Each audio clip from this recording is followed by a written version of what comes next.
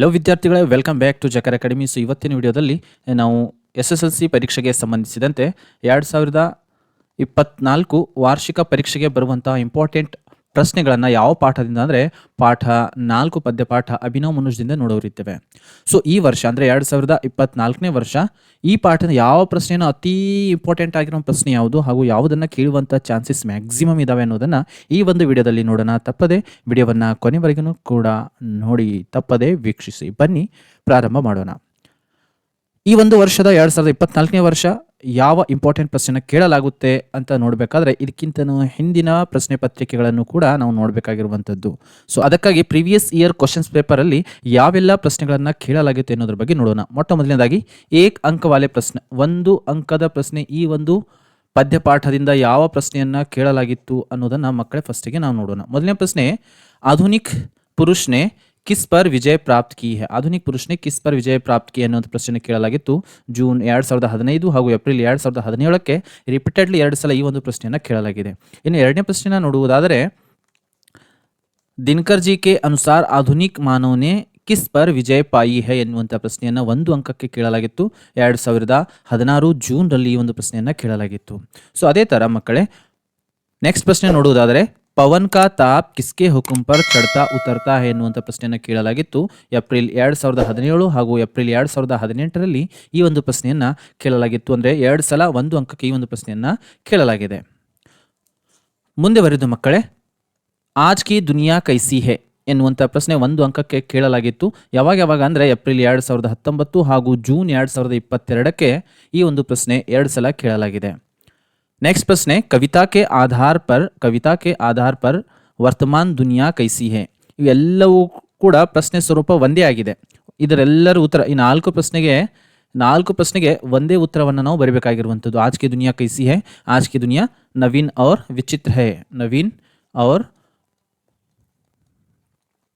ವಿಚಿತ್ರ ಎನ್ನುವಂಥದ್ದು ಎಲ್ಲ 4 ಪ್ರಶ್ನೆಗಳಿಗೆ ಉತ್ತರವನ್ನು ನಾವು ಬರಬೇಕಾಗಿರುವಂಥದ್ದು. ಸೊ ಈ 4 ಪ್ರಶ್ನೆಗಳು ಏನಿದಾವೆ ಸೇಮ್ ಆಗಿರುವಂಥ ಪ್ರಶ್ನೆ, ಆದರೆ ಪ್ರಶ್ನೆ ವಿಧ ಮಾತ್ರ ಏನು ಮಾಡಿದ್ದಾರೆ, ಚೇಂಜ್ ಮಾಡಿದ್ದಾರೆ.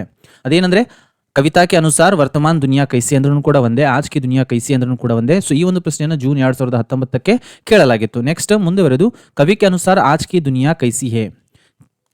ಈ ಒಂದು ಪ್ರಶ್ನೆಯನ್ನು ಕೂಡ 2020 ಸೆಪ್ಟೆಂಬರಲ್ಲಿ ಕೇಳಲಾಗಿತ್ತು. ಹಾಗೂ ಆಗಿರ್ತಕ್ಕಂಥ ಪ್ರಶ್ನೆ ಹೇಗೆ ಕೇಳಲಾಗಿತ್ತು ಅಂದರೆ, ದಿನಕರ್ ಜಿ ಕೆ ಅನುಸಾರ ಆಜ್ ಕಿ ದುನಿಯಾ ಕೈಸಿ ಹೇ. ಸೊ ಹೋದ ವರ್ಷ ಈ ಒಂದು ಪ್ರಶ್ನೆಯನ್ನು ಕೇಳಲಾಗಿತ್ತು ವಾರ್ಷಿಕ ಪರೀಕ್ಷೆಗೆ ಏಪ್ರಿಲ್ 2023ಕ್ಕೆ. ಸೊ ಈ 4 ಪ್ರಶ್ನೆಗಳು ಏನಿದಾವೆ ಮಕ್ಕಳೇ ಒಂದೇ ವಿಧದ ಪ್ರಶ್ನೆಗಳು, ಬರೀ ಪ್ರಶ್ನೆ ವಿಧವನ್ನು ಚೇಂಜ್ ಮಾಡಿದ್ದಾರೆ, ಆದರೆ ಉತ್ತರ ಏನಿದೆ ಮಕ್ಕಳೇ ಸೇಮ್ ಆಗಿರುತ್ತೆ. ಮುಂದೆ ಬರೆದು, ಮನುಷ್ಕ ಯಾನ್ ಕಹಾ ಜಾ ರಹಾ ಹೈ ಎನ್ನುವಂಥ ಪ್ರಶ್ನೆಯನ್ನು ಕೇಳಲಾಗಿತ್ತು ಏಪ್ರಿಲ್ 2020ಕ್ಕೆ. ನಮಗೆಲ್ಲರಿಗೂ ಗೊತ್ತಿರುವಂತೆ ಮನುಷ್ಕ ಯಾನ್ ಗಗನ್ ಮೇ ಜಾ ರಹಾ ಎನ್ನುವಂಥ ಪ್ರಶ್ನೆಗೆ. ಮುಂದೆ ಬರೆದು, ಮಾತೃಭೂಮಿ ಅನುರೂಪತಾ ಪ್ರಶ್ನೆಯನ್ನು ಕೇಳಲಾಗಿದೆ. ಯಾವುದು ಅನುರೂಪತಾ ಪ್ರಶ್ನೆಯನ್ನು 1 ಸಲ ಅನುರೂಪತಾ ಪ್ರಶ್ನೆಯನ್ನು ಕೂಡ ಕೇಳಲಾಗಿದೆ. ಮಾತೃಭೂಮಿ ಭಗವತಿ ಚರಣ್ ವರ್ಮಾ. ಸೊ ಇಲ್ಲಿ ಸಂಬಂಧ ಏನಿದೆ, ಆ ಒಂದು ಕೃತಿಕಾರರು ಯಾರು ಎನ್ನುವಂಥದ್ದು, ಅಭಿನವ್ ಮನುಷ್ಯ, ಇದರ ಕವಿ ಯಾರು ಅನ್ನೋದು ನಾವು ಇಲ್ಲಿ ಬರೀಬೇಕಾಗಿತ್ತು. ಇಂಥ ಒಂದು ಪ್ರಶ್ನೆ ಏಪ್ರಿಲ್ 2017ಕ್ಕೆ ಮಕ್ಕಳೇ ಕೇಳಲಾಗಿತ್ತು. ಇನ್ನೊಂದ್ಸಲ ಏನು ಮಾಡಿದ್ರು ಅಂದರೆ ಜೋಡ್ಕರ್ ಲಿಖಿಯನ್ನು ಕೂಡ 1 ಸಲ ಕೇಳಲಾಗಿತ್ತು ಓಲ್ಡ್ ಕ್ವಶನ್ ಪೇಪರ್ ಪ್ಯಾಟರ್ನಲ್ಲಿ. ಅಲ್ಲಿ ಆಜ್ ಕಿ ದುನಿಯಾ ಕೈಸಿ ಹೇ ಅದರ ಮುಂದಿನ ಜೋಡ್ಕರ್ಲಿಕ್ಕೆ ಏನಾಗಿತ್ತು ಅಂದರೆ ನವೀನ್ ಅವ್ರ ವಿಚಿತ್ರ ಎನ್ನುವಂಥ 2016ರಲ್ಲಿ ಈ ಪ್ರಶ್ನೆಯನ್ನು ಕೇಳಲಾಗಿತ್ತು. ಸೊ ಮಕ್ಕಳೇ ಇಷ್ಟೆಲ್ಲವೂ ಕೂಡ ಈಗಿನವರೆಗೆ 1 ಮಾರ್ಕ್ಸ್ ಕ್ವಶನ್ಗಳನ್ನು ನಾವು ಈ ಒಂದು ಪದ್ಯಪಾಠದಿಂದ ನೋಡಿದ್ದೀವಿ. ಇಂಪಾರ್ಟೆಂಟ್ ಆಗಿ ರಿಪೀಟೆಡ್ಲಿ ಕೇಳಬಹುದು. ಹಾಗೂ 2024ಕ್ಕೆ ಯಾವ ಪ್ರಶ್ನೆ ಕೇಳ್ತಾರೆ ಅನ್ನೋದನ್ನು ಮುಂದೆ ನೋಡ್ತಾ ಹೋಗೋಣ. ಅದಕ್ಕಿಂತ ಮುಂಚೆ ನಾವು 2 या 3 ಅಂಕವಾಲೆ ಪ್ರಶ್ನೆಯನ್ನು ನೋಡೋಣ. 3 ಅಂಕವಾಲೆ ಪ್ರಶ್ನೆ, 2-3 ಅಂಕಗಳ ಪ್ರಶ್ನೆಗಳನ್ನು ನೋಡೋಣ. ಸೊ ಈ ಒಂದು ಬಾಕ್ಸ್ನಲ್ಲಿ ಏನು ಕೊಡಲಾಗಿದೆ, ಪ್ರಶ್ನೆ ವಿಧಗಳು ಸೇಮ್ ಇದ್ದಾವೆ, ಉತ್ತರನೂ ಕೂಡ ಸೇಮ್ ಬರುತ್ತೆ, ಆದರೆ ಪ್ರಶ್ನೆ ವಿಧ ಏನಾಗಿದೆ ಚೇಂಜ್ ಆಗಿರುತ್ತೆ. ಸೊ ಮೊದಲನೇ ಪ್ರಶ್ನೆಯನ್ನು ಏನು ಕೇಳಿದ್ರಪ್ಪ ಅಂತಂದರೆ, ದಿನಕರ್ ಜಿ ಕೆ ಅನುಸಾರ ಮಾನವ ಕಾ ಸಹಿ ಪರಿಚಯ ಕ್ಯಾ ಹೈ, ಸಹಿ ಪರಿಚಯ ಕ್ಯಾ ಹೈ ಎನ್ನುವಂಥ ಪ್ರಶ್ನೆಯನ್ನು ಕೇಳಲಾಗಿತ್ತು. ಜೂನ್ 2015ಕ್ಕೆ ಈ ಪ್ರಶ್ನೆ ಕೇಳಲಾಗಿದೆ. ಜೂನ್ 2017, ಜೂನ್ 2018, ಜೂನ್ 2019, ಜೂನ್ 2022 ಹಾಗೂ ಏಪ್ರಿಲ್ 2023ಕ್ಕೆ ಅಂದರೆ ಹೋದ ವರ್ಷನೂ ಕೂಡ ಈ ಪ್ರಶ್ನೆಯನ್ನು ಕೇಳಿದರು. ದಿನಕರ್ ಜಿ ಕೆ ಅನುಸಾರ ಮಾನವ ಕಾ ಸಹಿ ಪರಿಚಯ ಕ್ಯಾ ಹೈ ಎನ್ನುವಂಥದ್ದು. ಅದೇ ಥರ ಮುಂದಿನ ಪ್ರಶ್ನೆ ವಿಧವನ್ನು ನೋಡುವುದಾದರೆ, ದಿನಕರ್ ಜಿ ಕೆ ಅನುಸಾರ ಮಾನವ ಕಾ ಸಹಿ ಪಹಚಾನ್ ಕ್ಯಾ ಹೈ ಎನ್ನುವಂಥ ಪ್ರಶ್ನೆಯನ್ನು ಜೂನ್ 2016ರಲ್ಲಿ ಮಕ್ಕಳೇ ಕೇಳಲಾಗಿತ್ತು. ಅದೇ ಥರನಾಗಿ ಅಭಿನವ್ ಮನುಷ್ಯ ಕವಿತಾ ಕೆ आधार पर मनुष्य का सही परिचय कैसे स्थापित किया गया है 2017ಕ್ಕೆ ಏಪ್ರಿಲ್ 2017ಕ್ಕೆ ಈ ಪ್ರಶ್ನೆಯನ್ನು ಕೇಳಲಾಗಿತ್ತು. ಸೊ ಎಲ್ಲ ಪ್ರಶ್ನೆಗಳನ್ನ ನಾವು ನೋಡಬೇಕಾದ್ರೆ ಮಕ್ಕಳೇ ಇಲ್ಲಿ सही मानव का सही परिचय अंद्ರೂ ಕೂಡ ಒಂದೇ, मानव का सही पहचान अंद्ರೂ ಕೂಡ ಒಂದೇ, परिचय कैसे स्थापित ಕಿಯಾ ಗಯಾ ಹೈ ಎನ್ನುವಂಥದ್ದನ್ನು ಕೂಡ. ಸೊ ಇಲ್ಲಿ ಗಮನ ಹರಿಸಬೇಕಾಗಿರುವಂಥದ್ದು ಪರಿಚಯ, ಪಹಚಾನ್. ಇಲ್ಲಿ ಯಾವ್ದು ಬೇಕಾದ್ ಬಂದರೂ ಕೂಡ ಇದೇ ಒಂದು ಉತ್ತರವನ್ನು ನಾವು ಬರೀಬೇಕಾಗಿರುವಂಥದ್ದು. ಸೊ ಈ ಒಂದು ವಿಧದಲ್ಲಿ ಪ್ರಶ್ನೆಗಳನ್ನು ಕೇಳಬಹುದಾಗಿದೆ.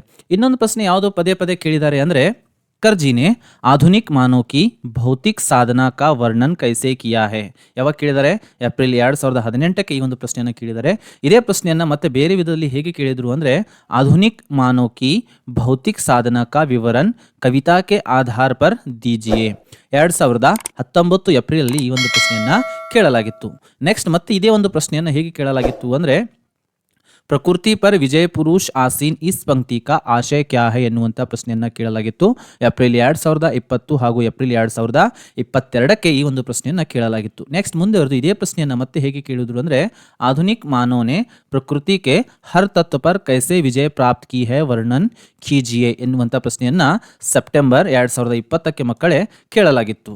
ಇದೇ ಪ್ರಶ್ನೆಯನ್ನ ಮತ್ತೆ ಯಾವ ವಿಧದಲ್ಲಿ ಕೇಳಬಹುದು ಅಂದರೆ, ಕವಿ ದಿನಕರ್ ಜಿ ನೆ ವೈಜ್ಞಾನಿಕ ಯುಗ್ और आधुनिक मानव का विश्लेषण कैसे किया है स्पष्ट कीजिए. ಈ ಒಂದು ಪ್ರಶ್ನೆ ಹೋದ ಸಲ ಸಪ್ಲಿಮೆಂಟರಿ ಎಕ್ಸಾಮ್ ಅಂದರೆ ಜೂನ್ 2023ಕ್ಕೆ ಕೇಳಲಾಗಿತ್ತು. ಸೊ ಮಕ್ಕಳೇ, ಇಲ್ಲಿ ನಾವು ಗಮನಿಸಬೇಕಾಗಿರುವಂತಹ ಅಂಶವೇನೆಂದರೆ, ಭೌತಿಕ ಸಾಧನ ಅಂದ್ರೂ ಕೂಡ ಒಂದೇ, ಭೌತಿಕ ಸಾಧನ ಇಲ್ಲಿನೂ ಕೂಡ ಕೊಟ್ಟಿದ್ದಾರೆ. ಪ್ರಕೃತಿ ಪರ್ ವಿಜಯ ಪುರುಷ್ ಆಸೀನ್ ಇಸ್ ಪಂಕ್ತಿ ಕಾ ಆಶಯ. ಸೊ ಇದಂದ್ರೂ ಕೂಡ ಒಂದೇ. ಆಧುನಿಕ ಮಾನವನೇ ಪ್ರಕೃತಿ ಕೆ ಹರ್ ತತ್ವ ಪರ್ ಕೈಸೆ ವಿಜಯ ಪ್ರಾಪ್ತ್ ಕಿ ಹೈ ಅನ್ನುವಂತ ಕೇಳಿದ್ರು ಕೂಡ ಅಷ್ಟೇ. ವೈಜ್ಞಾನಿಕ ಯುಗ್ और आधुनिक मानव का विश्लेषण कीजिए. ಸೊ ಈ ಒಂದೇ ಪ್ರಶ್ನೆಯನ್ನ ಇಷ್ಟು ವಿಧದಲ್ಲಿ ಮಕ್ಕಳೇ ಕೇಳಬಹುದು. ಭೌತಿಕ್ ಎನ್ನುವಂಥದ್ದು ಬಂತು ಅಥವಾ ಪ್ರಕೃತಿ ಪರ್ ವಿಜಯ ಪುರುಷ್ ಆಸೀನ್ ಅಂತ ಮಾನವ ಅಂತ ಬಂತು ಅಂದರೆ, ಅಥವಾ ಪುರುಷ ಮನುಷ್ಯ ಬತ್ತಂದರೆ ಇದೇ ಒಂದು ಪ್ರಶ್ನೆಗೆ ಉತ್ತರವನ್ನು ಸೇಮ್ ಆಗಿ ನಾವು ಮಕ್ಕಳೇ ಬರಿಬೇಕಾಗಿರುವಂಥದ್ದು. ಇನ್ನು ನಾವು ನೋಡೋದಾದರೆ 2024ಕ್ಕೆ ದ ಮೋಸ್ಟ್ ಇಂಪಾರ್ಟೆಂಟ್ 2024ಕ್ಕೆ ಈ ವರ್ಷ ಯಾವ ಪ್ರಶ್ನೆಯನ್ನು ಕೇಳ್ತಾರೆ ಎನ್ನುವಂಥದ್ದು. ಸೊ ಒಂದಿಷ್ಟು ಗೆಸ್ಸಸ್ಗಳು ಏನಿದ್ದಾವೆ ಅಂದರೆ, ಇಷ್ಟೊತ್ತವರೆಗೆ ನಾವು ಎಲ್ಲ ಪ್ರಶ್ನೆ ಪತ್ರಿಕೆಗಳನ್ನು ಪ್ರತಿಯೊಂದು ವರ್ಷಕ್ಕೆ ನೋಡಿದ್ದೇವೆ. ಸೊ ಇಲ್ಲಿ ಅಧಿಕ್ತರ್ ಇಸ್ ಪದ್ಯ ಭಾಗ ಸೆ ಏಪ್ರಿಲ್ ಮೇ ಮೇನ್ ಪರೀಕ್ಷಾ ಕೆ ಲಿಯೆ.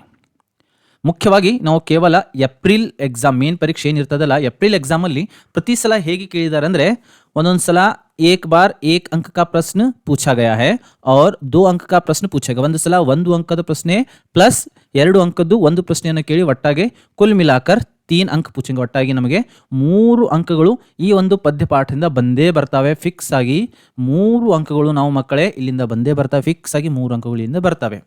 ಒಂದೊಂದು ಸಲ ಹೀಗೆ ಕೇಳಿದ್ದಾರೆ, ಇನ್ನೊಂದು ಸಲ ಏನು ಕೇಳಿದ್ದಾರೆ ಅಂದರೆ, ಏಕ್ ಬಾರ್ ಸೀದಾ 3 ಅಂಕ ಕಾ ಏಕ್ ಪ್ರಶ್ನೆ ಪೂಛೆಗೆ. ಒಂದು ಸಲ 1 ಅಂಕದ್ದು ಅಥವಾ ಅನುರೂಪ ಪ್ರಶ್ನೆಯನ್ನು ಕೇಳಿ 2 ಅಂಕದ ಒಂದು ಪ್ರಶ್ನೆಯನ್ನು ಕೇಳಿದರೆ, ಒಂದೊಂದು ಸಲ ಏನು ಮಾಡಿದ್ದಾರೆ, ಒಂದು ಪ್ರಶ್ನೆ ಸೀದಾ 3 ಅಂಕಗಳಿಗೆ ಒಂದು ಪ್ರಶ್ನೆಯನ್ನು ಕೇಳಲಾಗಿದೆ. ಅಂದರೆ ಒಟ್ಟಾಗಿ ಪ್ರತಿ ವರ್ಷ ಏನು ಮಾಡ್ತಾರೆ, ನಮಗೆ 3 ಅಂಕಗಳು ಏನು ಮಾಡಿರ್ತಾರೆ, ಈ ಒಂದು ಪದ್ಯಪಾಠದಿಂದ ಕೇಳಿರ್ತಾರೆ. ಸೊ 2024 ಏಪ್ರಿಲ್ ಪರೀಕ್ಷೆಗಾಗಿ इस बार 3 अंक का एक प्रश्न पूछा जा सकता है. ನಾವೆಲ್ಲ ಹಿಂದಿನ ಒಂದು ಅಬ್ಸರ್ವೇಷನ್ ಅನ್ನ ಮಾಡಿದಾಗ ಒಂದೊಂದ್ಸಲ ಏನು ಮಾಡಿದ್ದಾರೆ, 1 ಅಂಕದ ಪ್ರಶ್ನೆಯನ್ನು ಕೇಳಿ 2 ಅಂಕದ್ದು ಒಂದು ಪ್ರಶ್ನೆಯನ್ನು ಕೇಳಿ ಒಟ್ಟಾಗಿ 3 ಅಂಕಗಳನ್ನು ಮಾಡಿದ್ರು.